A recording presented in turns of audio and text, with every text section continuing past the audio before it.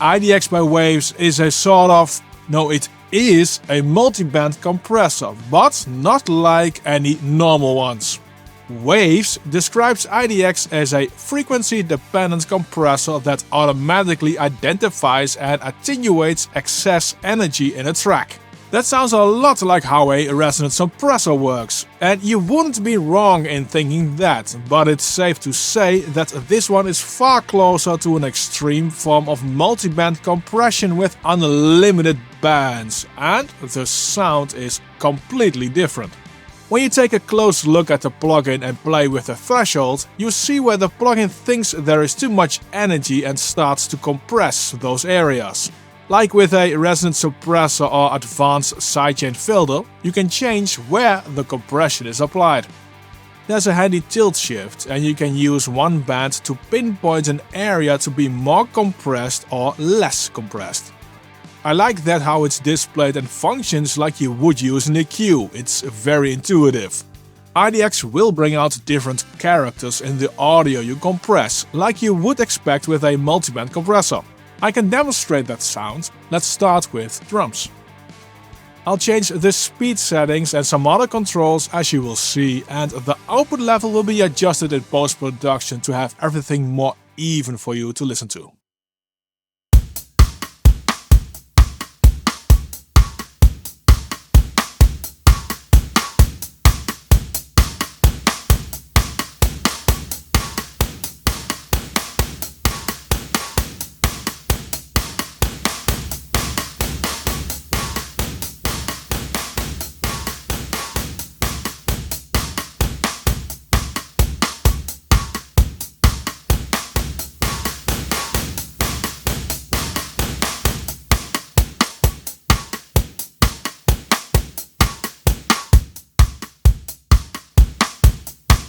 On these drums, IDX works more like an energy changer, with a lack of a better word.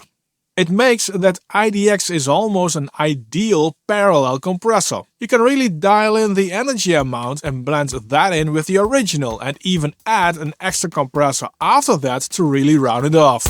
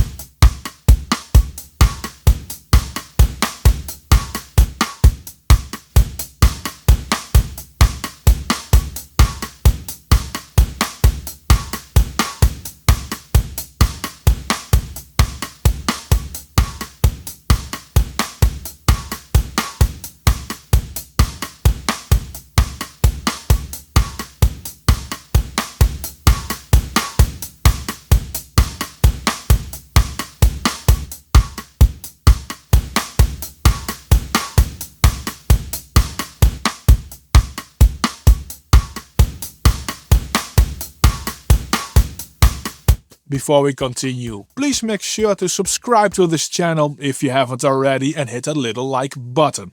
Let's use IDX on my voice during the sponsored segment of this video so you can hear how that sounds. Are you a musician looking to get your music onto popular streaming platforms like Spotify and Apple Music? Look no further than DistroKid. DistroKid makes it simple for artists to get your music out there, plus you'll keep 100% of the royalties you earn from your streams and unlimited uploads. Get 7% off of your first year on DistroKid and find out why so many artists are using DistroKid to distribute their music. Now, in regards of the compression behavior, the speed dial controls both attack and release at the same time. When you turn the dial up, the attack and release times get slower.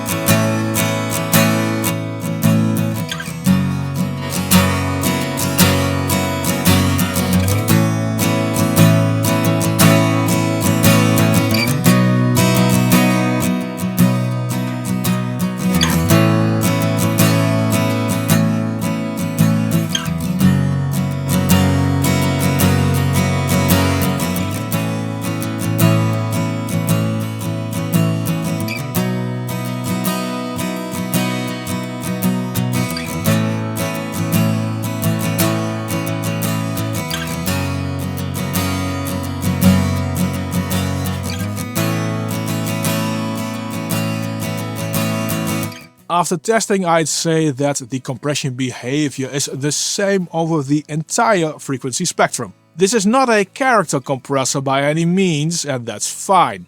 IDX really does feel and works like a utility, and you really do need that type of plugins as well. Threshold control has a big impact on the overall compression. With this bass, it almost works like an EQ. I want it to work less on the low end.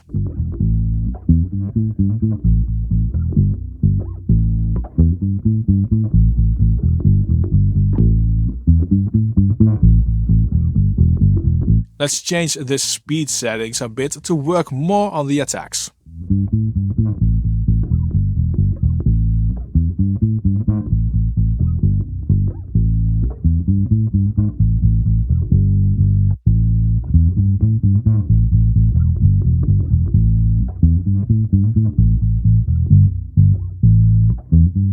In the mix, IDX makes the bass more constant without a doubt.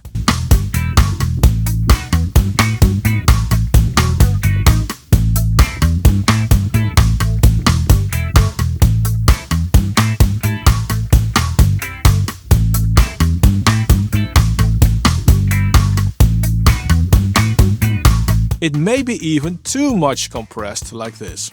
When I played around with IDX, I found it to be an ideal compressor to be used as extra finalizing dynamics control at the end of a plugin chain.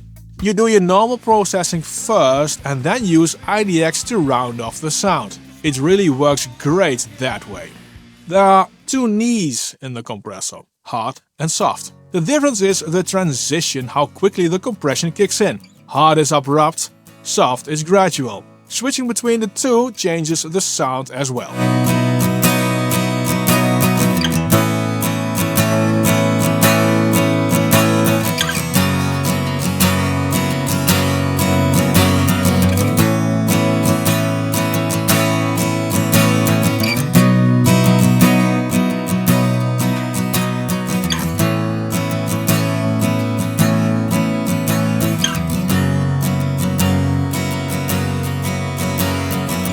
One little thing I like to point out, which shows thinking through a design, is this little match knob. Pressing on it will match output level to the input level.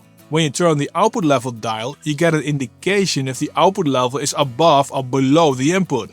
This will let you fine-tune the output level. This is a small but very useful little touch. You get a normal version with a latency of 28 milliseconds and a latency-free live version. The CPU usage of this plugin on my system was so low that I couldn't see it. Waves still has mono and stereo versions of the plugin, and I think that by now the plugins should be able to adapt between mono or stereo tracks like other developers have on their plugins. IDX adds some harmonics, and with lower sample rates like 48 kHz there will be some aliasing. At 96 kHz this is not really an issue, but I would love to see some oversampling options because of that. Overall, I really like IDX. It's one of those well thought through, really functional plugins that makes sense to have in your audio toolshed. Try it out.